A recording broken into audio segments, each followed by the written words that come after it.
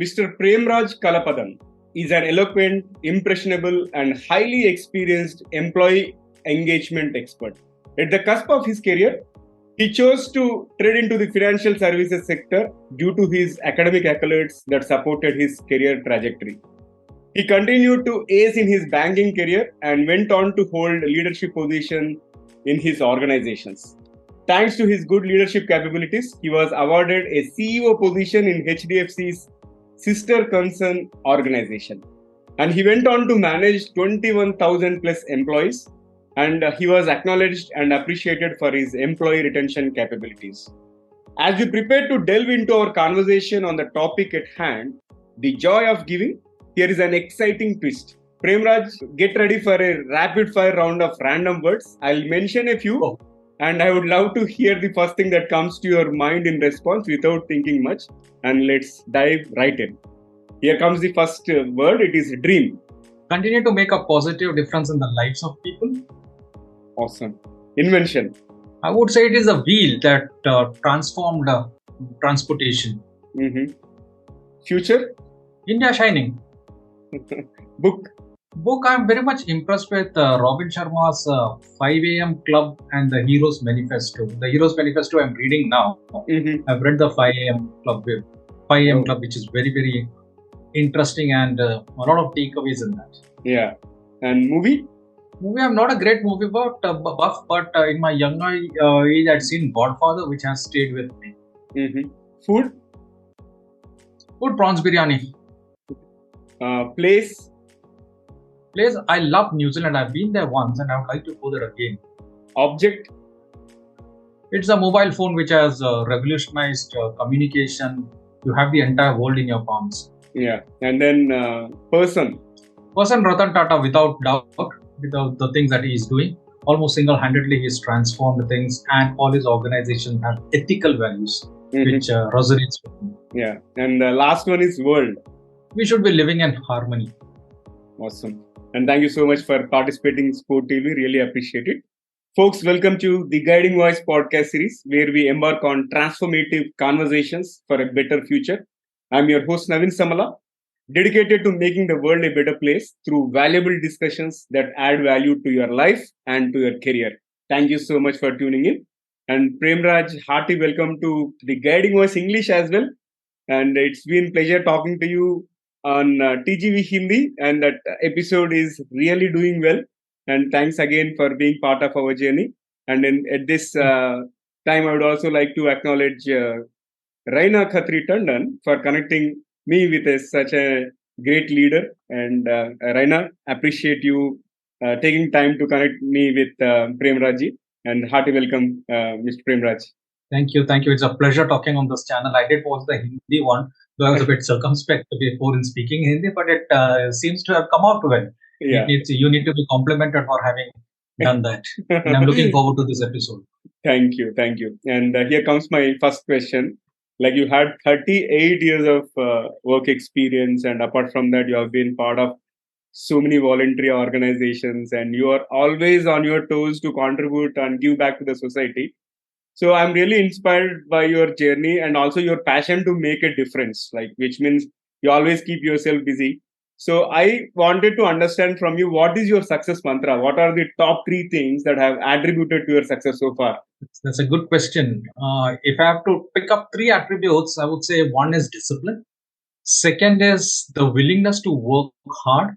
And third would be tenacity. Just don't give up. There will always be failures, but be tenacious enough to ensure that you reach success in the end.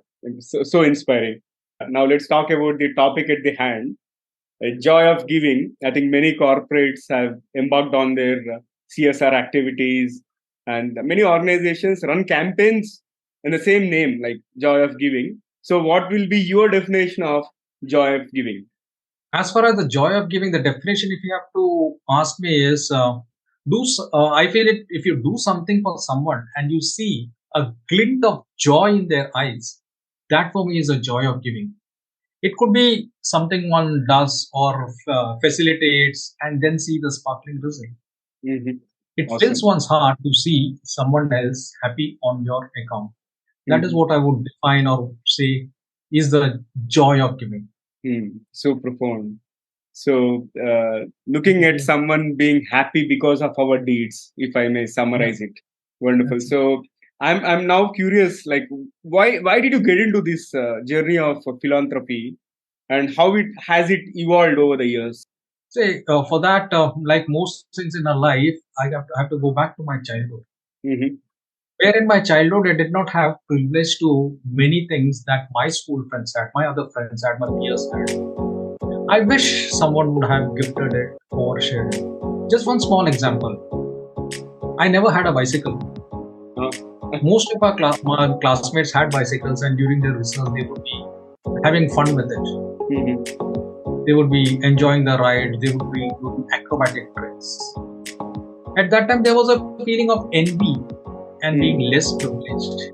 Mm-hmm. And not many people ever thought of sharing their bicycles with me. So it was during this period I vowed I would be willing to share and bring joy to people. This small episode and many other small things wherein I was less privileged stayed with me. And as I grew older and started earning, whenever friends with financial problems or other problems came up to me, if I could do something, I always said. There have been times when I've taken loans in my name to help people out. And this has continued for years. And there have been times when people have taken loans from me and not bothered to return. But then I console myself saying, at least I helped someone. Yeah. And it was their duty to help me to return the loans. If they haven't, yes, they might have more use of the money than me. Yeah. And it was later on when I joined the Rotary Club 20 years ago that I really discovered the joy of giving, because this club provided an avenue where you could give, because this is a club and Rotary clubs normally deal with the marginalized sections of society. So there's ample opportunities you have wherein you get chances to be of help to society. Whether it is, the first thing I did was to donate a braille machine to a blind student. I did not track as to what happened, but I'm sure that student would have prospered well. And over the years, whether it in monetary terms or whether it is giving time, I have tried to give something back to society. That's what I feel has been a game changer for me. That's awesome. So, a couple of incidents from childhood, and then also I feel like you can't see someone suffering, right? That is clearly visible, right? So, which is awesome. And when it comes to giving, many people struggle to find the time or even resources to give back. So, what advice would you offer to those who want to make a difference but aren't sure where to start?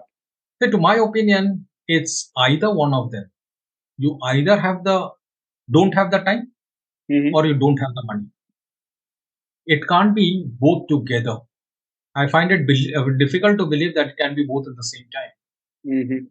Those who have the money, please be generous. And be generous to the point wherein it hurts. There have been some great people who have contributed or who have promised to contribute a huge segment of their wealth.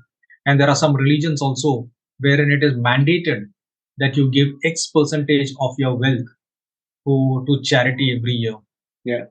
It's taking that cue in front. Our government has also come up with a CSR scheme wherein 2% of the corporate profits have to be given as, not as charity, has to be given for corporate social responsibilities, wherein the marginalized sections of society are helped. So there are avenues that are available. And in case you don't have the money, there are lots of NGOs wherein you can spend time there, go for projects. When you go for projects, it will be, for example, in Rotary Club, we conduct a lot of medical camps. Yeah. There will be a lot of administrative work that is to be done while conducting this camp. So even if you can't contribute money, you can contribute your time and be a volunteer there. Nice. So that's what I feel we can do. And another thing for people who have money, who feel a bit stingy, just a small example I give you. In Rotary Club of Borivali, we have an education center wherein for the last 10 years we have been giving special coaching to some marginalized sections of society. And when we do the maths, we find to keep one child in school with all the education books, private tuitions, and everything, it costs about 7,500 rupees every year. And if you look at the affluent people or the upper middle class, when they go out for dinners and outings, every month they'll be spending more than the 7,500 rupees. So if you cut just one of these outings or dinners with family, you will be putting one child to school. So that's where you can get the money. This is just an example. There are lots of avenues wherein people with money can contribute. So I would suggest if anyone is really interested, get in touch with your local NGO. They will always be looking out for volunteers. Yeah, sure. And the advice I would give is to start small and take it away. You will feel the joy once you start giving. So it need not always be money or cash as such, but it is also about time. Right? Yeah. Great. Okay, so now I'm also interested to understand your experience of how a small act of kindness or generosity had a significant impact on someone's life or a community. You mentioned about Braille machine to a blind person. Apart from that, is there any other incident that stayed with you? Yeah, one incident stayed with me. This was when I was working. This was during my working life. I was handling a host of branches, wherein in one of the branches there was a lady who was having problems with her husband, and she was staying separately. One evening, when she was going home, he waylaid her and threw acid on her face. Oh my God. We rushed her to hospital.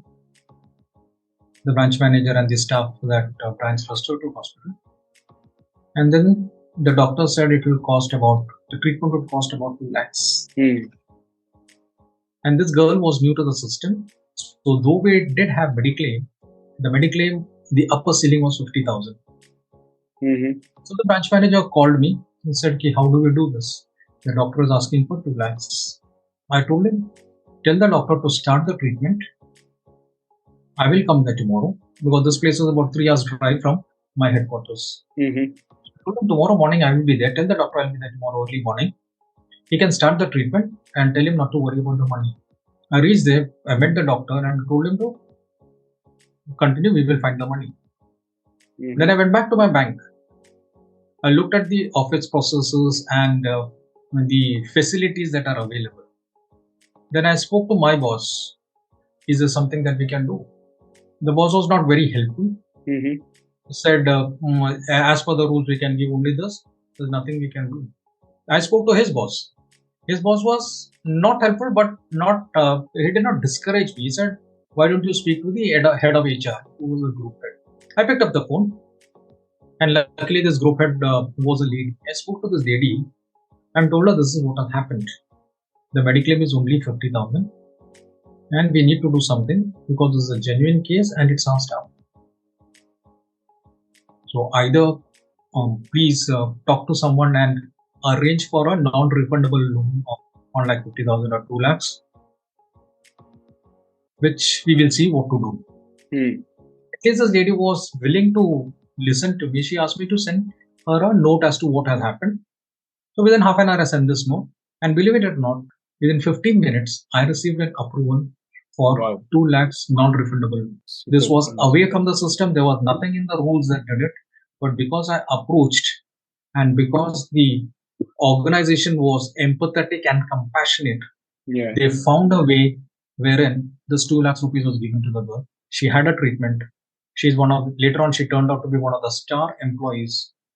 And what was more important was, because I went out of the way to do this, the others in the organization, in the periphery, came to know about it, and my stock rose, and I gained a reputation of being there for people, being a people's person, being someone who would go out of the way to help staff members. So this was the effect of my just one initiative that I took when I was willing to break the rules, when I was willing to ask for rules to be broken.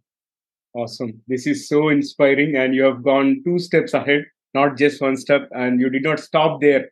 The moment your boss said no, or you have maybe it is not under their purview, you have gone to the level and without fearing the failure or without taking care of the fact that okay, what if they reject? You have still tried. I think that is the tenacity of heart which I can really resonate. Thank, And kudos to you, and also kudos to thank you, everybody that is involved in this particular process. I think this is so inspiring, and definitely thank you. organizations should do and contribute to these kind of things, because it is about helping save someone's life, and they will forever be indebted to us, right? In Yes, terms of yeah. yes, yes. That's very true. Yeah. So yeah, this is so motivating, and let's move ahead.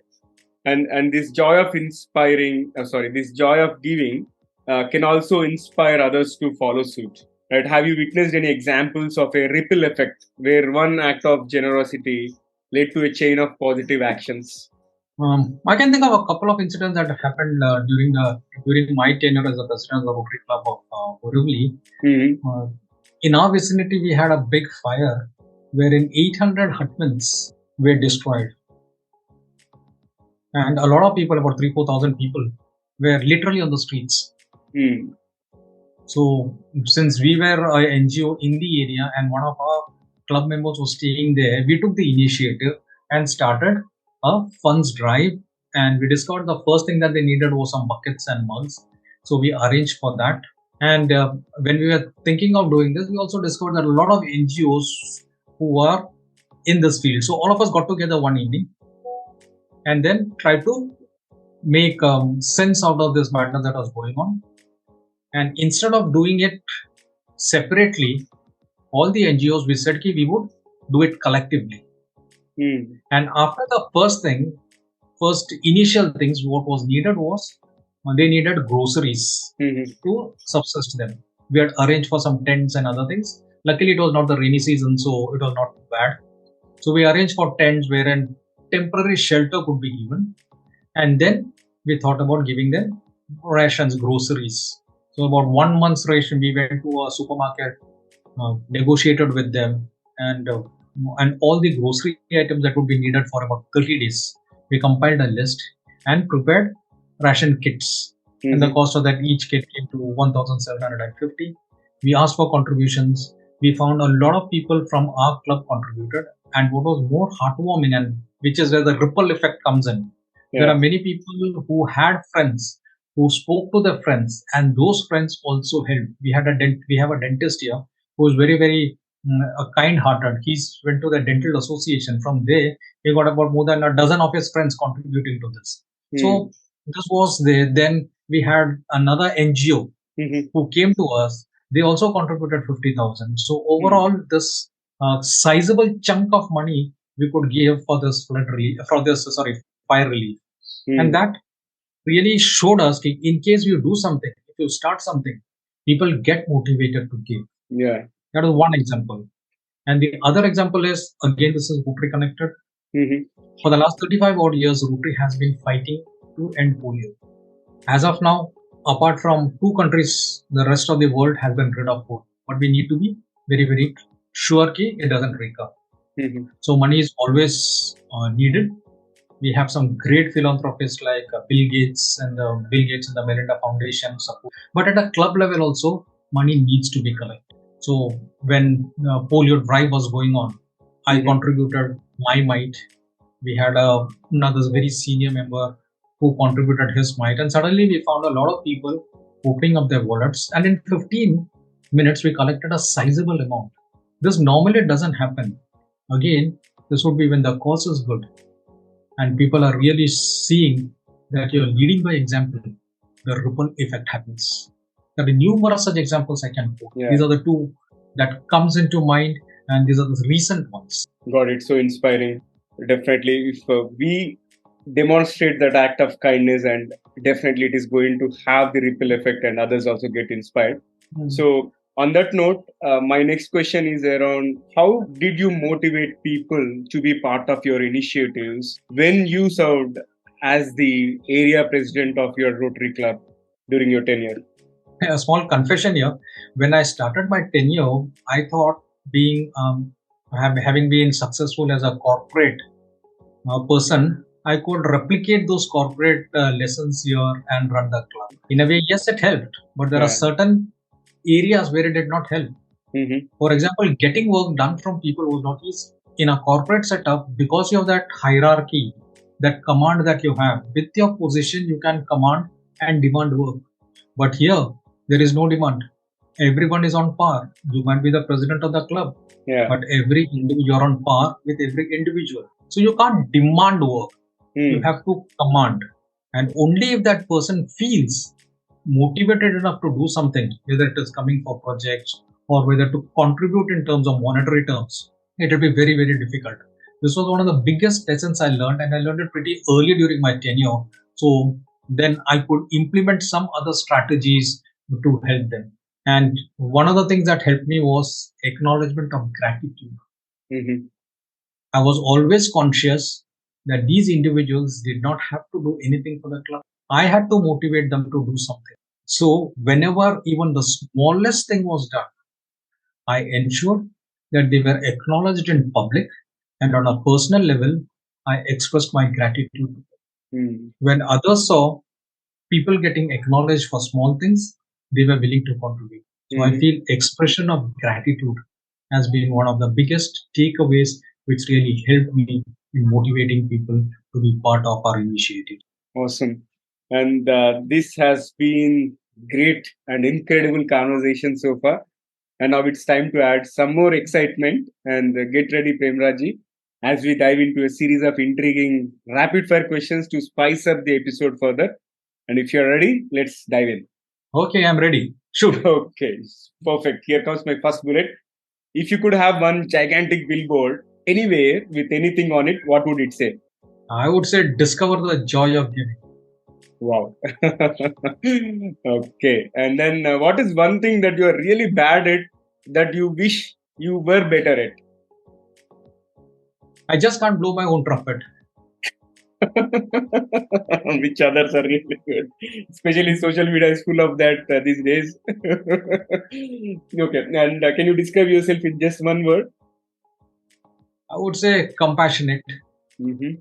And what is your favorite thing about the 21st century, living in the 21st century? I would say technology. Though I'm not very good with technology, I feel technology makes your life easy and sometimes complicated too. But I would feel that is the most favorite thing living in the 21st century. For example, I mentioned previously also the mobile phone. Yeah. The mobile phone in your hand, you have the entire world in your hand. Yeah. That's the power of technology. Agreed. And if you could have any superpower, what would it be and why? I would force people to give, to be philanthropic, because they have more money than they need. Nice. And here comes the last bullet. What is one electronic gadget that you'd like to see or invent yourself? One that could predict in advance an illness that one could lay low, so that preventive measures can be taken. Awesome. And let's flip back to the mainstream. And what will be your one piece of advice to those aspiring to begin their careers? I would say be sincere and willing to learn, unlearn, and relearn. Be ahead of the curve as far as technological developments are happening at your workplace. Because it is said 80% of the jobs that are in existence now might be redundant by the year 20. And be kind and compassionate with your co-workers. Above all, be a team person. I think you nailed it. Lot in that short and crisp message, but lot to take away. And how is your experience being hosted on the Guiding Voice? Yeah, it's been an experience. It's been a joyful experience sharing my thoughts. Need to compliment you on the thoughtful questions posed to me. It was a pleasure interacting with you, and I'm hoping and I'm sure when the episode gets aired, there will be a lot of people queuing up to experience the joy of giving by giving. Absolutely.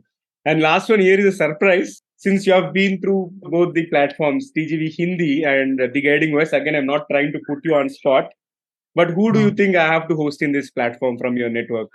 Again, feel free to share here or else you can share me offline also. But must invite person. I will. I will. I have a couple of names. Let me speak to them first Yeah, about whether their availability, and yeah, then I'll get back to you. And it would be a pleasure for them to be hosted on this show. Thank you for ab- the invitation. absolutely. And thank you so much. And really appreciate all the insights. I thoroughly enjoyed this conversation. It is always a pleasure talking to you. I think there is some motivation, and the aura that you carry is super inspiring. Thank you so much. Thank you. Thank you. It was a pleasure being on the show. Thank you very much. Thank you. So, folks, that was our episode with Premraj KV. And before we dive into the exciting trivia section, we have a small request for you. If you haven't already, we kindly invite you to subscribe to our podcast from wherever you have tuned into. Because by subscribing, you will stay updated with our latest episodes and ensuring that you never miss out on the valuable content. Also, if you have enjoyed this episode and found it beneficial, we would be immensely grateful if you could share it with at least three of your friends or colleagues or family members who can benefit from the guiding voice. Spread the knowledge and empower others to learn and grow just like you. And your support means the world to us.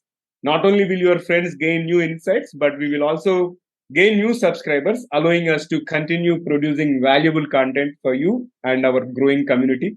Thank you so much in advance for your support, and let's embark on this journey of knowledge together. All right, now let's cruise into the trivia segment. And today's trivia is about philanthropy. Since we have had an exciting conversation about the joy of giving, I thought I will share you a few facts related to philanthropy. And here comes the first one. In 2020, charitable giving in the United States reached a record $471.44 billion, which is kind of 5.1% increase compared to the previous year. And this highlights the immense generosity of individuals and organizations in making a difference in the lives of those in need. And Warren Buffett, the legendary American investor and philanthropist, pledged to donate 99% of his wealth to charity, primarily through the Bill and Melinda Gates Foundation. And his commitment sets an inspiring example for others to use their wealth for the greater good and leave a lasting impact on the society. And the last one here, the Giving Pledge, founded by Bill Gates and Warren Buffett in 2010, has attracted over 220 billionaires from 25 countries who committed to dedicating the majority of their wealth to philanthropy. And this global initiative showcases the power of collective action and encourages individuals, especially the influential ones, to unite for positive social change. So, folks, here comes my question. When did you experience the joy of giving? And please share your experience with me in the form of YouTube comments if you are watching there, or else if you have found this episode on social media platform, request you to share there. And not only that, what did you do to encourage others also to indulge in the joy of giving? Let us give and enjoy the joy of giving. And that's a wrap for today's episode. We sincerely appreciate you taking time to tune in and being part of our incredible community. And we would love to hear from you folks. Your feedback and ideas mean the world to us. Please don't hesitate to share your topic recommendations and also suggestions for guest speakers through our vibrant social media channels. Or you can also drop an email at theguidingvoiceforyou@gmail.com. Together, we can create content that truly resonates with you. I'm your host, Navin Samala, a dedicated professional and an insatiable learner. My mission is to make the world a better place through meaningful conversations that have a lasting impact on your life and your career. Stay connected with us as we continue this enlightening journey together. And until we meet again, take care, stay inspired, and remember, the best is yet to come. Bye for now. See you all in the next episode with another wonderful guest.